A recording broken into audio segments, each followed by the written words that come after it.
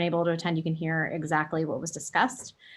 But welcome to our November State Advisory Council meeting. It has been quite the year. And we are going to just hold a short business meeting today. We are really thrilled to have it this week instead of next week. I hope that works better for everyone's schedules and that you're all going to take next week and take some sort of a mental health break for yourself, for your families, for your programs, and really do some self-reflection. So we are making that a goal for our team for next week, is not having the crazy bustle and all of the meetings. But for today's small business meeting, we are only going to meet for an hour. If I can let you out earlier, I will. But we are going to start with a moment of silence to honor our dear friend and colleague, Mariah McGill.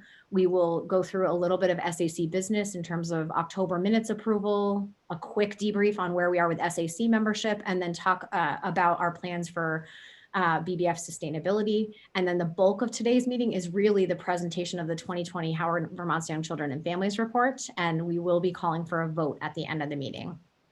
So for those of you, any SAC members who are not going to make it through the end of this meeting, if you are able to vote electronically, please do that if you've had a chance to review the documents, but we will be calling for a vote at the end.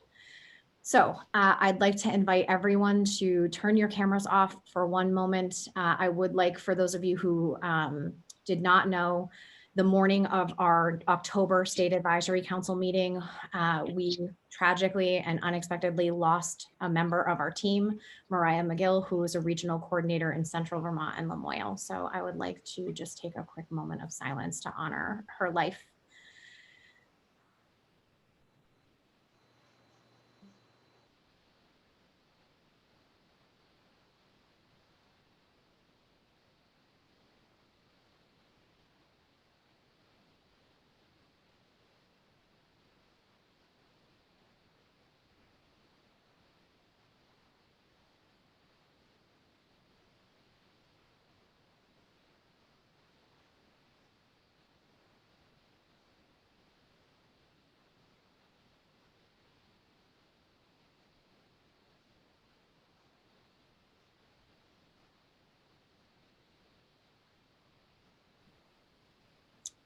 All right, thank you all. You know, as our team is trying to do, we are thinking of all of the different ways that we can honor Mariah over the course of the year, but also think about, especially as we're coming on the holiday season, how we can best support her family, her partner, and her daughter, Maisie. So if folks are interested in being a part of any of those initiatives and brainstorming, please let us know. We'd be happy to include you.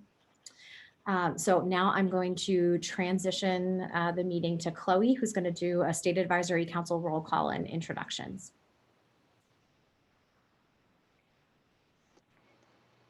Morgan, I'm wondering, Chloe sent an email right before we started that something had delayed her.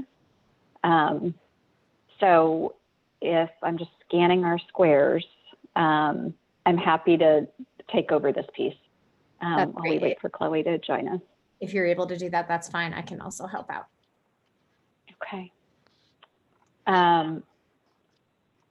So Morgan, if you want to do the reflection, and then I'm happy to do the call on folks to make sure we're all here. Does that work? That's perfect. Yep. Okay. So in thinking about today's SAC meeting and having this entire network contribute to some really big products in this last year, including the State Advisory Council recommendations, the Early Childhood Needs Assessment, and the 5-year update to Vermont's Early Childhood Action Plan, we wanted to take a moment to have folks reflect on how will you plan to use these documents in a meaningful way to create change in your system or sector. So we are going to use the SAC roll call to have folks respond to that question. So what is one way you will use at least one of those documents in the upcoming months to create change in your system or sector? So for folks who are on the call but are not a part of the State Advisory Council, please introduce yourself in the chat and respond to that same reflection question. So please include your name, whether you are an early childhood partner, parent, which organization you may represent, or which part of the network you participate in. So Beth or Dora, if you can just post that reflection question in the chat as well so folks can see that. And we're ready for SAC roll call show. Okay, Perfect. So it feels like probably I should go first so people can take a moment and think about the reflection question. I'm Cheryl Wilcox of the Department of Mental Health. I'm one of the co-chairs of the State Advisory Council. It's nice to see all of you in the squares. So when I think about the SAC recommendations and the needs assessment, I feel like my regular job is interagency planning, and it is very helpful for me when people start asking about what happens in the early childhood world or what are you focused on, to really be able to bring this forth. And we have a team, the state interagency team, that is statutorily mandated to coordinate services. And this is also this great work I can bring to that group as well, which really helps to be able to focus the work and make sure that people know what's happening around the state and in local regions. So I'm hoping you all can still hear me. My internet connection went out. Looks like it's coming back. This is why I use the phone. So hopefully you all heard that. Next on the SAC list, Renee Kelly.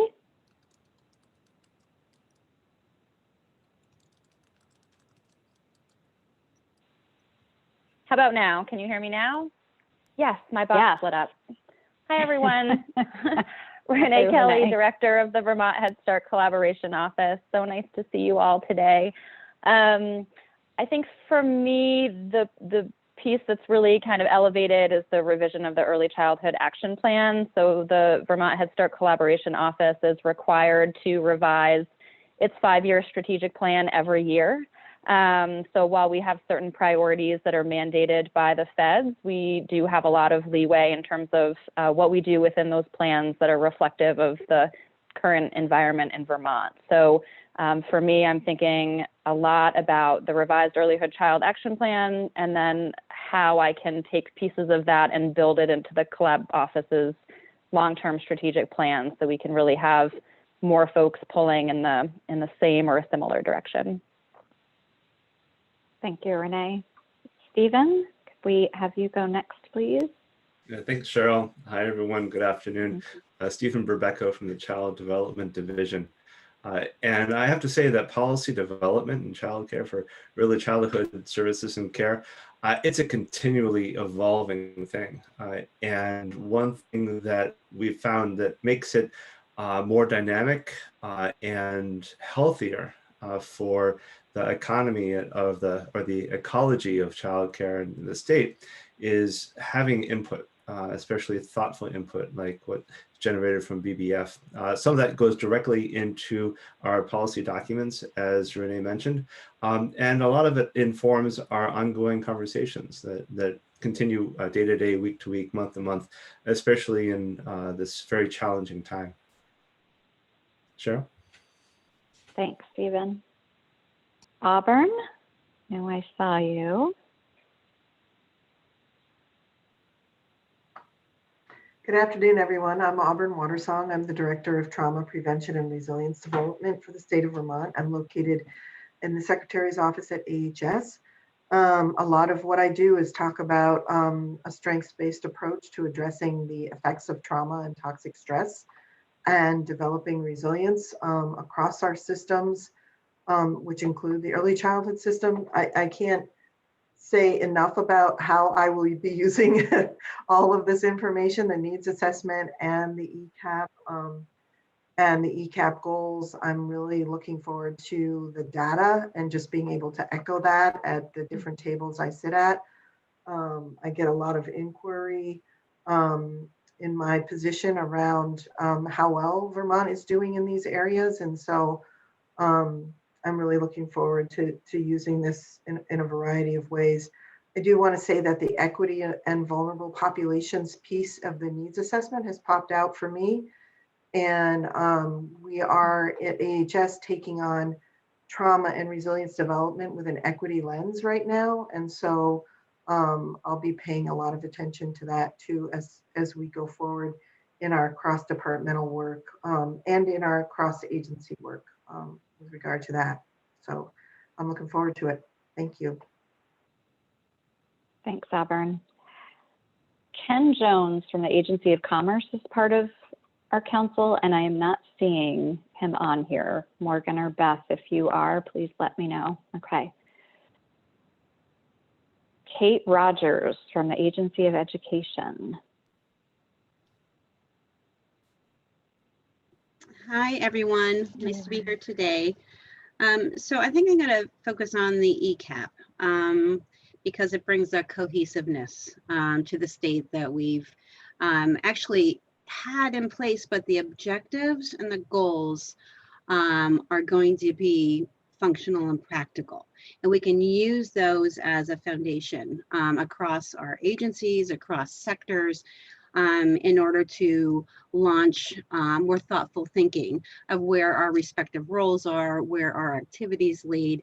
For mine, universal pre-K, what that means, how we move forward with that, high quality inclusive programs for children, early childhood special education, early MTSS. So I think the ECAP is a foundational document given those goals and objectives to support and reach for.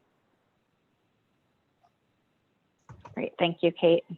Thank you. I am not seeing Elisa Stahlberg, who is our maternal child health director, who has replaced Brina Holmes. If I am missing her, let me know. I am also very aware that many of our Department of Health colleagues are now redeployed, holding a lot of different roles because of all the COVID search. So if she joins, we'll get there. Ethan, wondering if you want to introduce yourself, please. Sure. Ethan Latour, I work in the governor's office. So are these reflections on the report itself? So I guess I would just echo what I think was said around the data, and having data that I think will sort of illuminate the work that is going on from 0 to 5, maybe later on in academic success or progress is particularly interesting to me in my role. Great, thank you, Ethan. Representative Brumstead. Thank you. As a member of the House Human Services Committee, as well as this group, I would say that using the needs assessment, the early childhood action plan to bring my committee up to date on where things are at in the area of childcare. And one of the more specific things that we talked about during last meeting around the equity and vulnerable populations, and I have a racial equity conference for legislators this week for 3 days. And I think the information that I heard last week and that I see in the needs assessment and in many of the meetings will be really instructive to that group, to understanding all the areas throughout the state that need lots of work and thoughtful approaches to how we move forward in this environment. So I would say all of those things. And honestly, I'm also on the Government Accountability Committee, which is a joint committee of senators and representatives. And we are talking about really drilling down on using inquiry and data to build responsible policy. And the work that BBF does is so incredibly integral to being able to make that case to keep the funding strong for childcare. So in early care education programs. So I thank you for asking this question this morning. And also I just want to apologize that I have to leave early today due to a childcare issue. So for one of my grandchildren. So anyhow, thank you. Thank you. All right, my next square up is Kim. Kim, you're on mute. Sorry about that. I thought I had unmuted a long time ago. Anyway, I'm Kim Kaiser. I'm the Vermont Director for the Turl Fund. And I think my comments probably echo what others have said. Because we fund early childhood programs in Vermont, the needs assessment and action plan and all of the work and the emphasis on equity are all in line with how we try to prioritize where we're putting our funding in Vermont. And this just adds a lot of strength and concreteness to the information that I need when I review applications for our funding. And we will definitely, I really appreciate the work that has gone into this and the information that that will guide our grant making. Great, thank you, Kim. Allie? Hi, everyone. Great to go near the end. Yeah, as we all know, childcare is having a real moment in lots of ways, real spotlight with COVID shown on the intense needs that many of us have known for a long time, all of us here, I would say. So at Let's Grow Kids, you know, I would say two key things with all of these data pieces, the recommendations as well as the ECAP and all these pieces, first of all, and help inform us in sort of the big tent coalition work of what to really focus on with big policy, you know, asks for childcare. And then the other thing is once, you know, we try to push that all forward through a very specific childcare lens. We all know this is a large ecosystem that maps up and, you know, connects in 1,000 different ways, but, you know, that's not our role at Let's Grow Kids. You know, it's not even necessarily the role of a big piece of policy that might go through. So Building Bright Futures on, you know, taking the leadership role in all of this through these documents, which just are the kind of like central output of all of this background work that happens, you know, is an unbelievable place to understand where all these linkages are and how to move forward and where the gaps are, where the strengths are, et cetera, and data undergirds all of that. So frankly, you know, being able to say, look, we need to invest in childcare. Let's keep it as simple as possible to move something big forward. And we know there's complexities to it. So amazing folks that do the work every single day are, you know, connected through neutral convener of BBF. And then the data is underlying it to make sure that any policy move actually does affect, you know, the outcomes that we are promising and the kids and the, you know, lives in the way that we are promising is great. So there has to be something like this in the back end. So that's how we use it all the time, both in what is the policy agenda and how to make sure any sort of detail work on any policy agenda is certainly in really good hands with the people doing the work. Thank you, Allie. Amy Johnson? And I'm just saying your whole name, Amy, because I'm not sure if there's another Amy on here and I don't want there to be confusion. That's okay. That's what I go by. So I'm Amy Johnson, Vermont Parent-Child Center Network co-chair. I feel like we will use this information in a lot of ways, and I'm really bad at just naming one. Obviously, we use this information when we think about how we support advocacy efforts in the state as it relates to parent-child centers in our work. And we're tasked with supporting the development of communities through one of our 8 core services. And so we're sitting at local and state meetings. And when I think about local meetings for each parent-child center, we're certainly bringing this information to be able to align our work across our regions, identify gaps, identify opportunities, and identify duplicative efforts. And so I'm going to keep it brief and not continue to talk because I don't have anything else smart to say if I did it all. But yeah, so we'll use it in lots of wonderful ways. Thank you, Amy. Flor? Hi, everybody. I'm Flor, and I am here with Vermont School Boards Association. How would we use this report? Well, I think ultimately all school board members, our ultimate goal is to improve outcomes for kids in all of these things. That's the ultimate goal too, right? To improve outcomes for kids. So by sharing a broader and making sure that it's really the data, it is just one document for us. So it's easier for school boards to not have to go to many different places. So hopefully every region will take time to like dig deep and look at the report. And then for me, the biggest part of, not the biggest part, but one that I relate with is, and I'm really thankful is really focus on that, recognize the chronic inequities and the racism and poverty.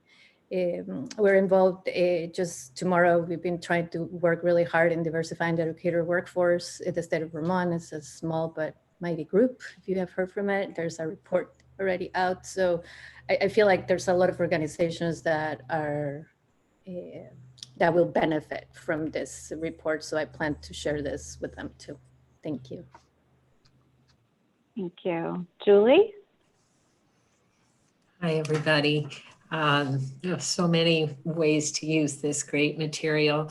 For me, I think to continue to push for and advocate for the role of education in early childhood, and to kind of continue to remind everyone that early childhood doesn't end at kindergarten, that it goes through third grade. And consequently, what we do in the public schools profoundly affects young children.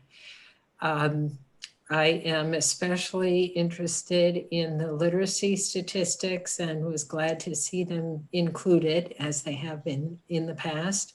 And the focus on equity there is, again, just a crucial component to this, that our kids who are marginalized are the ones who, suffer the worst in COVID and are even more marginalized through struggling with their reading proficiency. And, reading opens the door to the world. So that's a big emphasis for me, and that education emphasis more broadly. Thank you, Julie. Chloe? Hi there.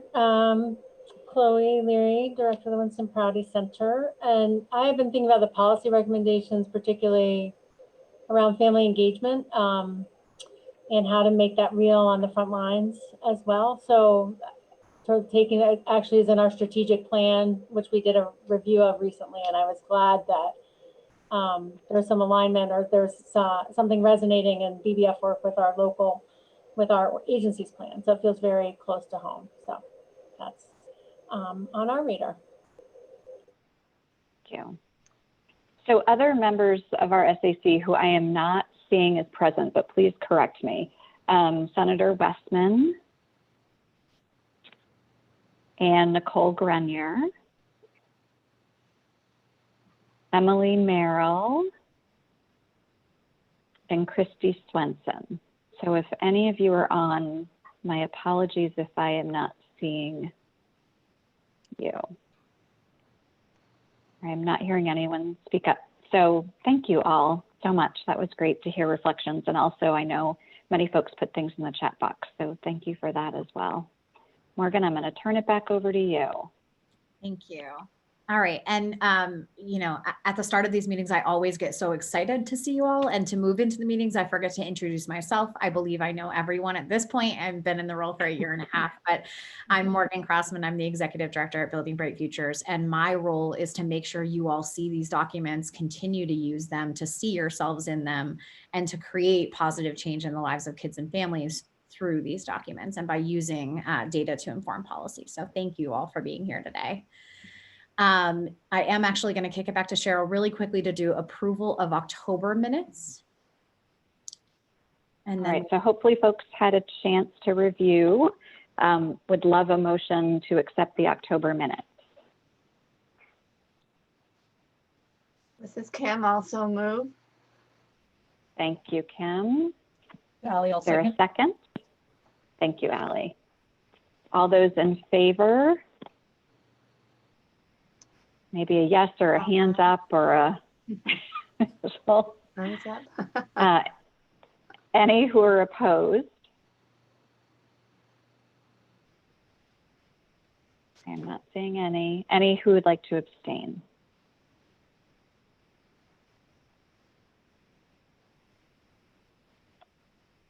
All right, so it looks like our October meeting minutes have been approved. Thank you all. perfect. So we are going to go back to our slide share.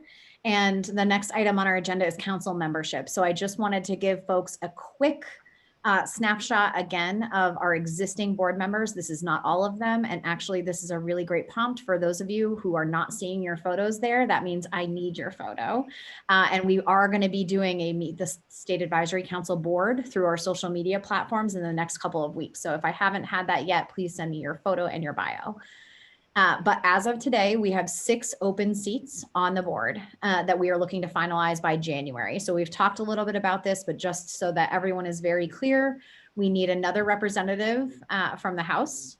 We need 1 to 2 Senate seats. So we have invited Becca Ballant to join, but we are still waiting that. So we have the opportunity to have 1 or 2 Senate seats. If we have 1 Senate seat, we can have 4 at-large members. If we have 2 Senate seats, we can have 3 more at-large members. Right now, one of the at-large member seats will absolutely be an education seat. One will be a pediatric health seat. And at this point, I've done informational interviews or meetings with 5 pediatricians. For those of you who have been on the board for a long time, this is really exciting that we have several pediatricians across the state really wanting to be engaged in this work. We also have a potential finance business seat, and I've talked with Eddie Gale about joining the board in that seat. And then again, depending on the Senate seat, we have 1 more open seat. So this is just a reminder to folks, if you haven't yet let us know if you have ideas or thoughts about who may fill any one of these seats, please send an email to Beth or myself as we're really working to finalize the full board by our January meeting. Any questions about that before we move on?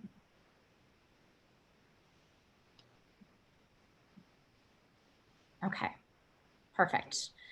So the next item on our agenda is BBF sustainability. And this is not a new discussion that we are having today.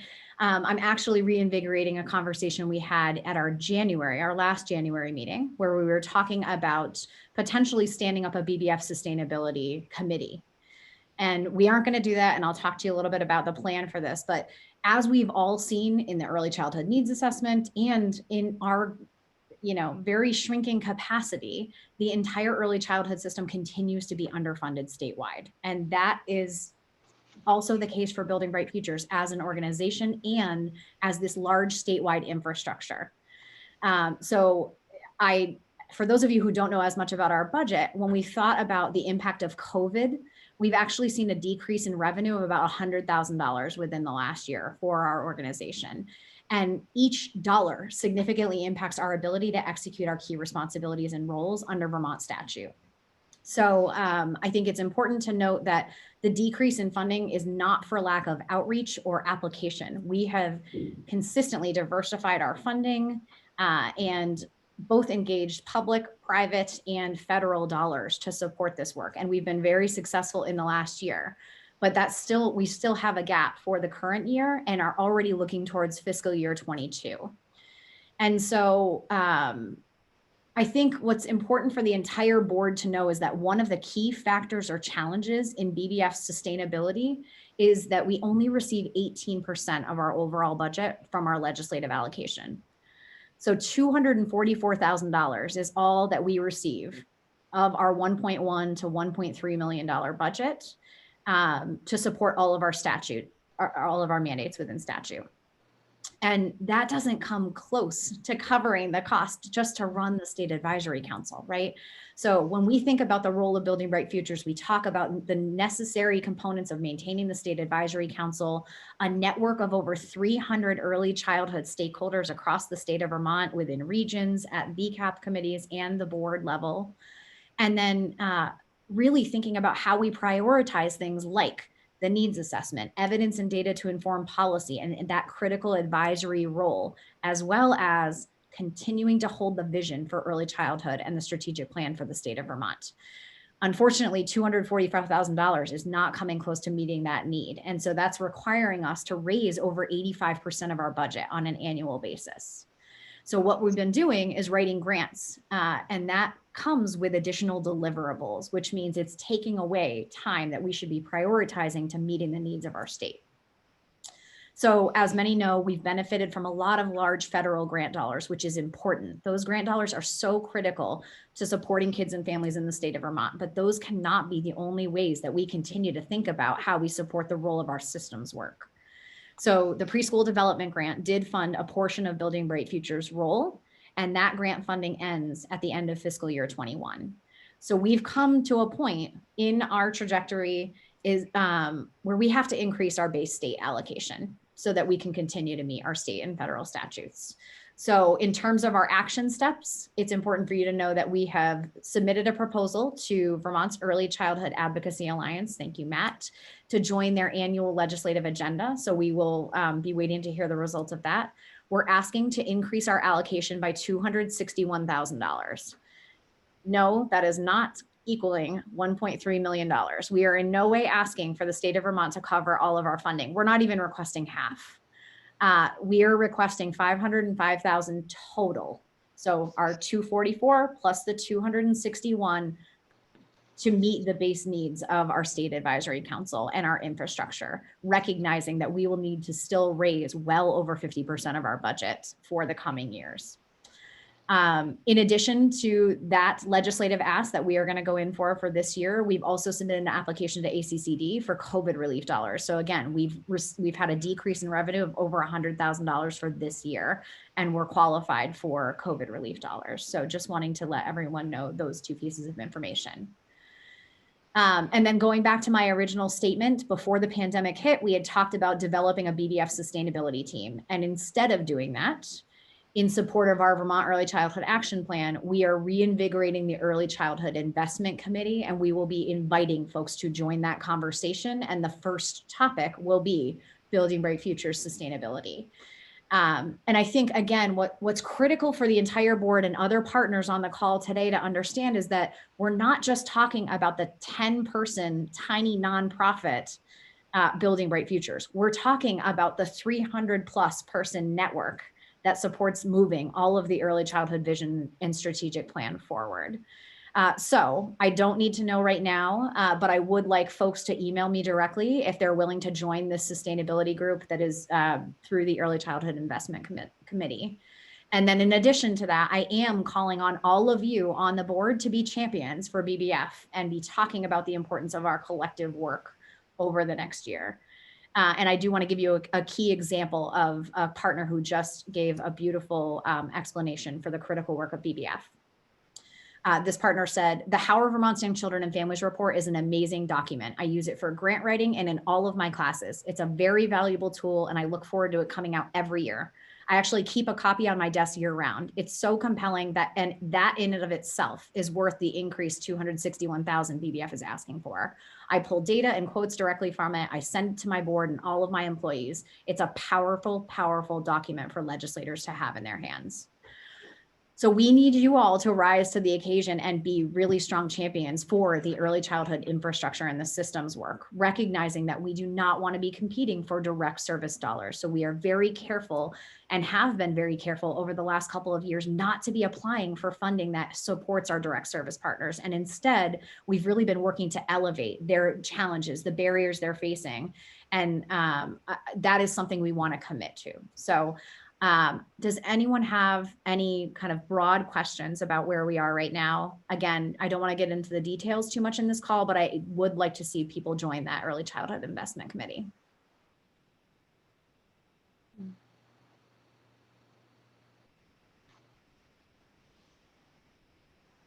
Morgan, I don't have any questions, but I do want to just put out a plug there. I'm happy to help and would be happy to be on that committee. I just think that it's super important that you think about the deliverables to the legislature.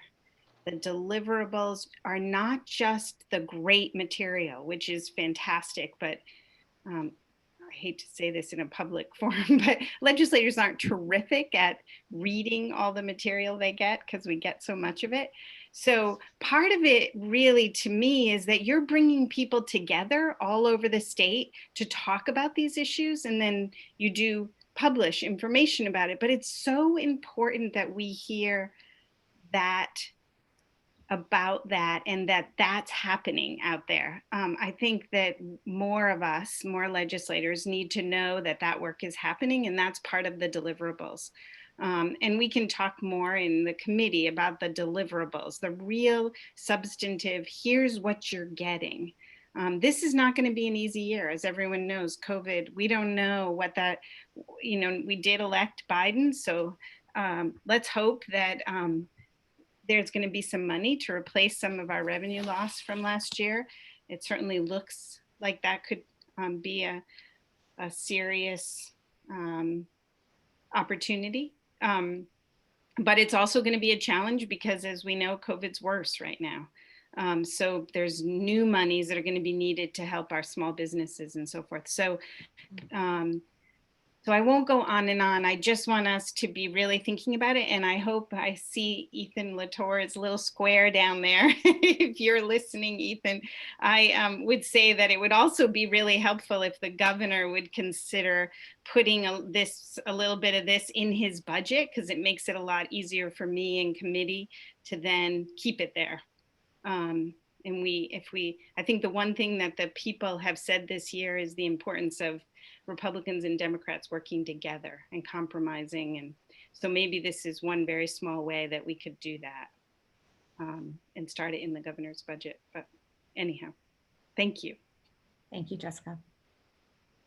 Any other questions or comments about this?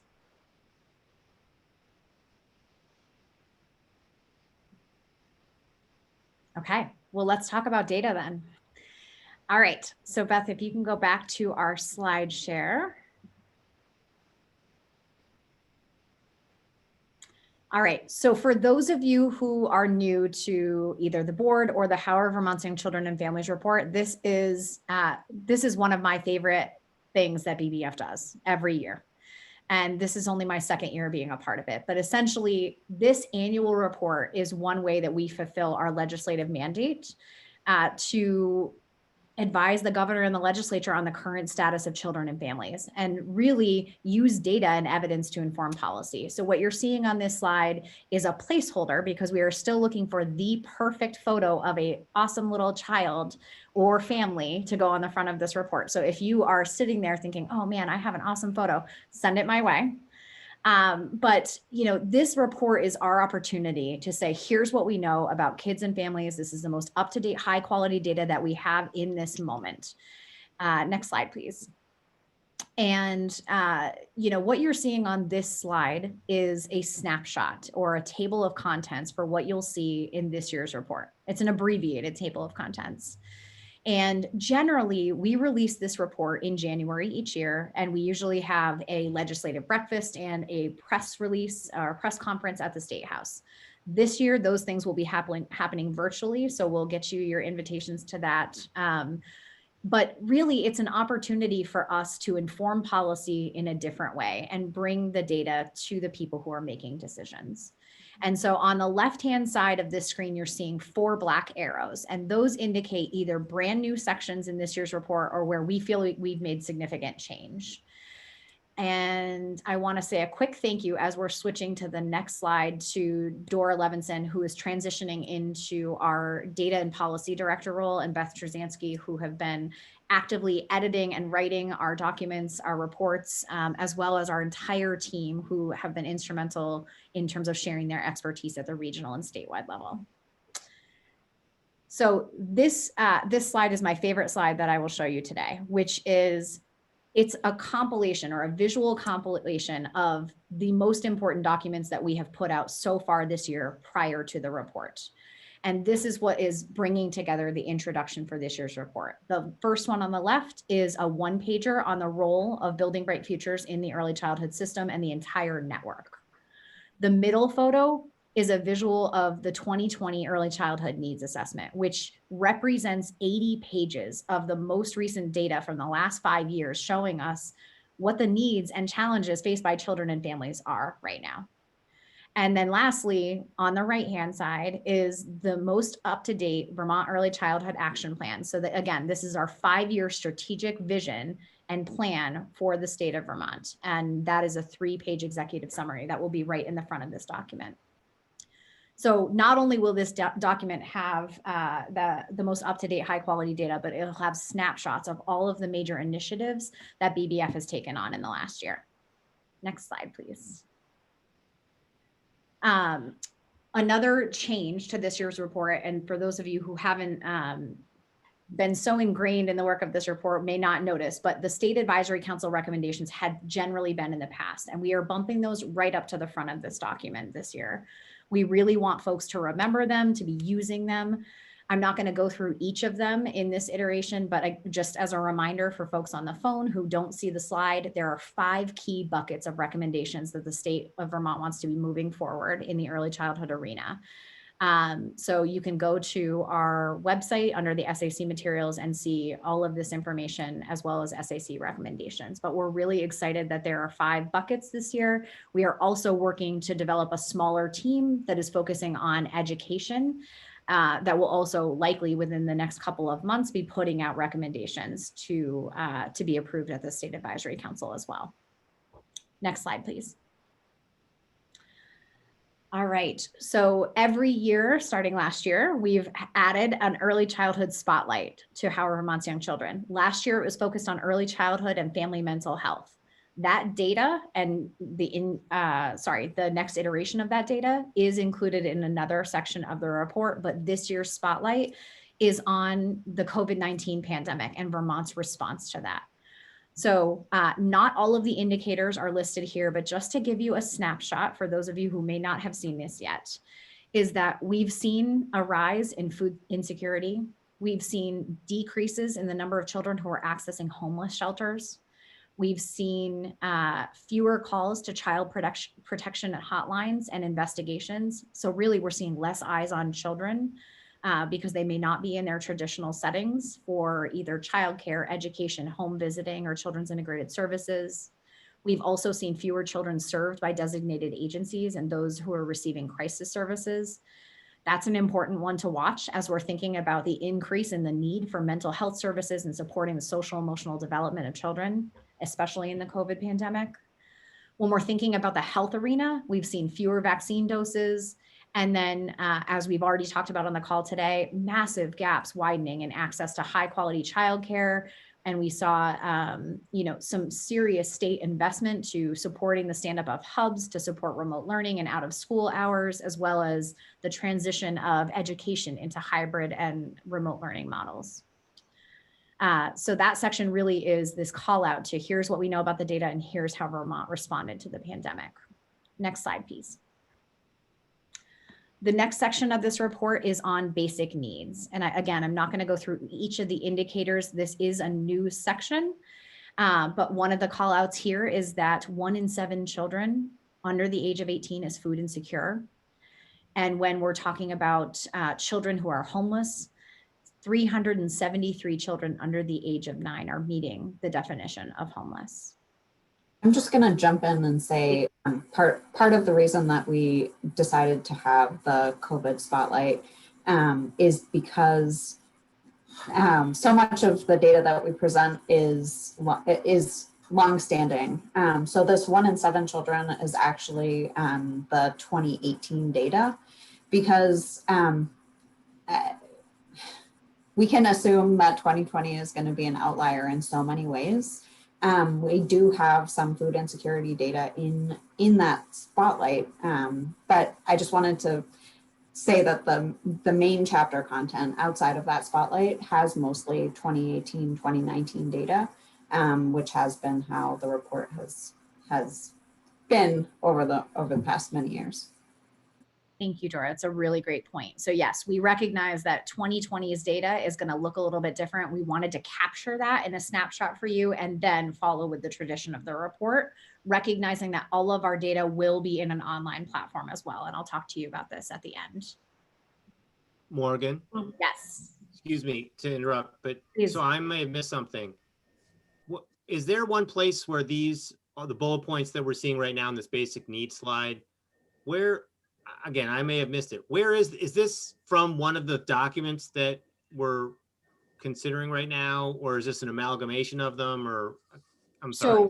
Yep. So what I'm presenting right now is the 2020 Howard Vermont's Young Children and Families Report. So all of the indicators on the slide deck, starting with the COVID spotlight, are all in the Howard Vermont's Young Children and Families Report. So for those of you who have not seen this yet, the full content is listed on the website. If you go to the SAC page under today's advanced documents, The full content is listed there. We are happy to take questions and comments and hear about your most exciting indicators or what you're most excited about for this year's report. For those of you who have more significant either questions or feedback on layout or some of the content there, please feel free to set up a time to meet with me, Dora, or Beth by the end of this week, or send it in writing. So we do need to finalize this by Friday, just as a caveat. But great question, Matt. Thank you. All right. Next. I'm sorry, Morgan, can you go back to, so I was just looking at the document, and so one of the things that to me, as someone who scans these things, this just jumps right out at me and grabs me by the lapels and says, this presentation is really compelling. When I looked at, I know you haven't done the formatting and everything, but when I looked at, I just in these last 30 seconds, I flipped over and looked at the PDF of the draft, which I have open on my desk. And I can sort of see that these bullet points are in there somewhere, but this is right here. So if there's a way to make it so that it's easier to grab these key points for those of us who scan. I mean, I guess if I read the whole thing and took out a yellow highlighter and highlighted it, then I have them ready, like that person whose testimonial you read, like, great for them. I should do that, but I might not. So anyway, this is great. And it's in there. So maybe we can just, if you can find a way to make it pop a little more so we can grab it more quickly, I think that would be great.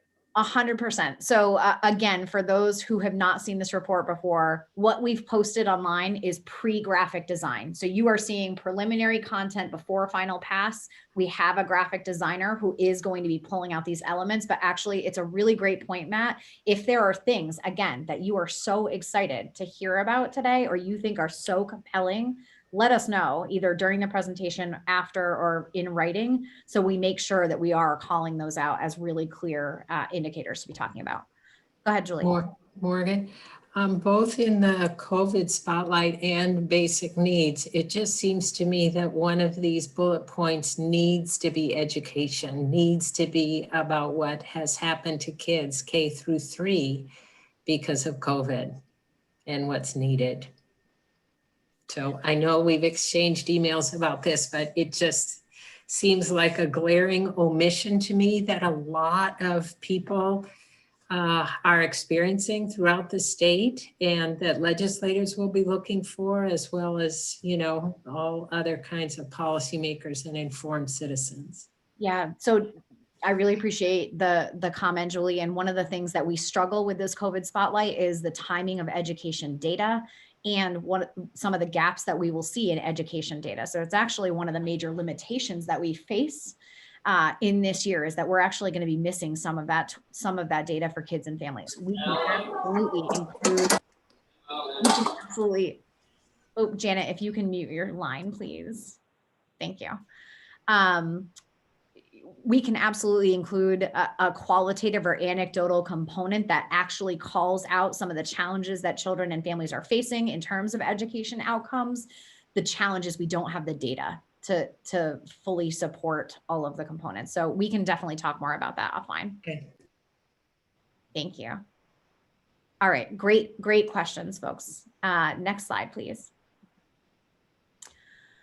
Okay. So this is a really exciting new chapter that is essentially a revision of early care and learning. That was what we had called it in previous iterations. So for those of you who are, know a lot about this report, we typically had early care and learning have a spotlight on childcare, enrollment of pre-K, and a couple of outcomes for early elementary education.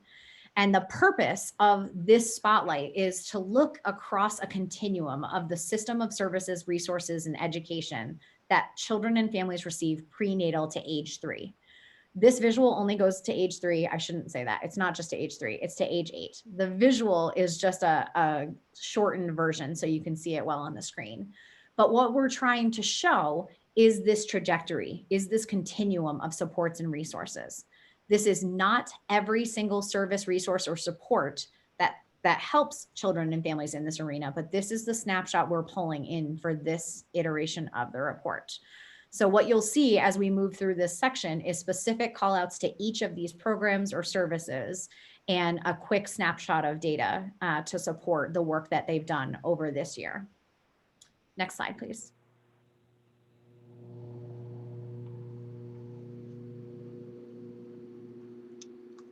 Oh, sorry, Beth, there we go. So a part of the reason that list of services, resources, and programs was included is that the preschool development grant outlined a group that by the end of this year, we needed to have an unduplicated within program count for. So what you're seeing on the screen right now is under program, a list of programs, services, or resources that serve children. And what we've been able to do for the first time is document an unduplicated within program count. So the number of children served by each one of these programs as of October 1st, 2019, and put it into one place. That's what you're seeing on this screen. That is way less exciting to me than what is coming in this next iteration, which is an unduplicated across program count. That is something that the Agency of Education is working with all of these different programs on, is taking their data and being able to say, where have we seen the same child across our different services, and being able to track them across these programs. So an example may be, is a child receiving early childhood special education services and also enrolled in pre-K, right? So we want to be able to look across all of these programs and say, where do we have children who are most vulnerable, and where are we seeing gaps for them? So be looking for that in the next probably 6 months, an unduplicated across program count. Next slide, please. So moving further in this child development and education section, we're going to map the trajectory of services. So we talked a little bit about home visiting on that first slide from Strong Families Vermont Home Visiting. And then we move to, how do we identify that a child may have a concern? So 63% of children receive a developmental screening in the first 3 years of life. That's fantastic, but then what? How do they get to the next service? So then we talk a little bit about early intervention as a potential opportunity for one of those services they may receive. So you'll see a little bit about the referrals and the active children. The next indicator here on the right in the table is looking at the number of children participating in early childhood special education services and what that looks like between pre-K and 3rd grade. And so this section is really exciting to me because one of the pieces of feedback I've received over time is that we are lacking data on children with disabilities and special healthcare needs and the services that support them. So really exciting addition to this year's report. Next slide, please. Morgan, can you go back for a second? Sorry. Small technical point. Yes. Is pre-K 2 years? So we're talking about universal pre-kindergarten education. So pre-K being 3 and 4-year-olds. Right. So you might, for those looking for spikes or trends or whatever, you might note that pre-K is 2 years, because otherwise it looks like there's some weird wave going here, which I don't think, maybe it is your intent, but. And sometimes 5-year-olds. So yes, I will work with our Agency of Education partners to clarify the exact number of kids and how we are talking about that data. Great point. All right. Thank you. Morgan, this is Kate. Thank you, Matt, for pointing that out. I also want to clarify some of the language on this slide too, and we can do that later. Okay, thanks. This is solely just the quick snapshot for you all. Yep, I understand. Yep. Perfect. All right. Next slide. Just to reiterate that the content is on the website, unformatted, but that more in-depth narrative is on the under the SAC documents. And between now and Friday, any of those specific points that you have need to come to us. So it's perfect timing. The next slide is really trying to capture some of the services and supports that families may receive. So children's integrated services, you'll see a snapshot about the data from parent-child centers and the number of providers using Vermont's Universal Developmental Screening Registry through Help Me Grow. Next slide, please. This section is actually one of the staples that we've always had in the report, which is the percent of infants and toddlers that may or may not have access to childcare. So the current stats here are that 84% of infants and toddlers and 64% of preschool age children do not have access to full day, full year, high quality regulated childcare programs. And then again, when we're thinking about universal pre-kindergarten, the enrollment has continued to increase since 2014. These two are very critical to be thinking about in the context of COVID and how we may or may not see a shift once we do have really solid COVID data. Next slide, please. Morgan, Sure. just one quick question. When we say pre-K, universal pre-K is 10 hours, right? And it's different in every, so how do we make that differentiation? Because there's some districts that offer full-time, you know, we don't need to spend any time on it, but I will be asked that question, right? There's some, so I don't know how the data, is the data reflecting just 10 hours? Is it reflecting full-time? How do you make that possible? I don't know. Yep, so for the pre-K data, we are talking about the 10 hours, I believe. Dora, you can correct me if I'm wrong, but I think what's important to note is that this year's report also has a limitations section for that exact reason. There are a range of caveats and challenges that we have in our early childhood data infrastructure that make it really challenging to tell the full story about what's happening for kids and families. So we will make sure that's called out. It is also very clearly articulated in the early childhood needs assessment, where we have a data table that specifically says, here's what we know and what we don't know about pre-K. So that's another great resource to pair with this. Yep. Awesome. And then the last slide on the How Are Vermont's Young Children and Families report is about educational assessments. So we are including TS Gold data this year, which is really exciting. We have a continuation of Ready for K and then third grade math and reading. One thing I think that's important to call out on this slide is that folks will generally look at these numbers between TS Gold, Ready for K, and then compare them to third grade math and reading.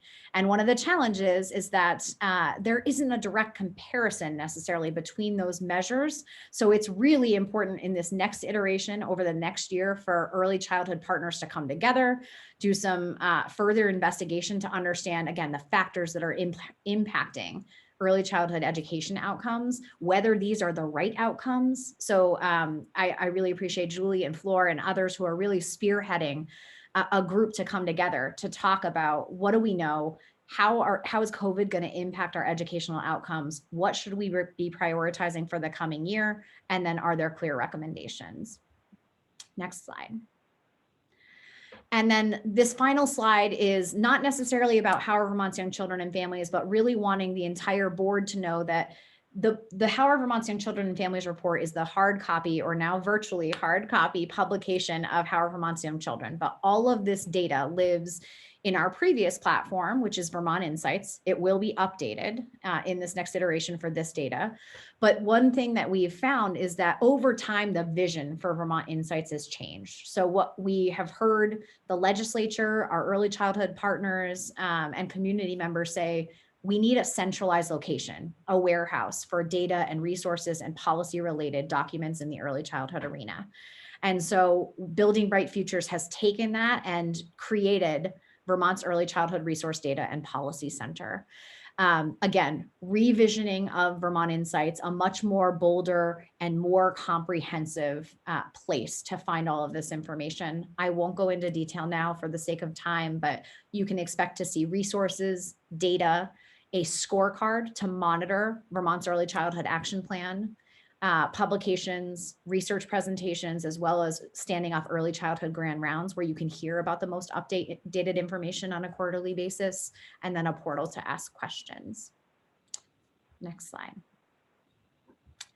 All right, so I really appreciate folks asking questions throughout the discussion today. I do want to turn it over to Cheryl just briefly to talk a little bit more about this, and then call for a vote. All right, so we have 1 minute left. So I'll be really brief and just say, I know that BBF needs a motion so we could advance this. I think it is exceptional that especially in this time, this report continues to evolve to really take into account what our current climate is, what's happening. I think it would be very easy just to keep doing the same thing every year. And I think it is amazing that there continues to be a look at making this advance in the best way possible. So the motion on the table, I'm going to read the language for folks. The Building Bright Future State Advisory Council and its role as advisory body for Vermont's early childhood system moves to endorse the 2020 Howard Vermont's Young Children and Families in chapter content. So knowing there may be some edits as has been discussed during this. So I am looking for someone to make that motion, please.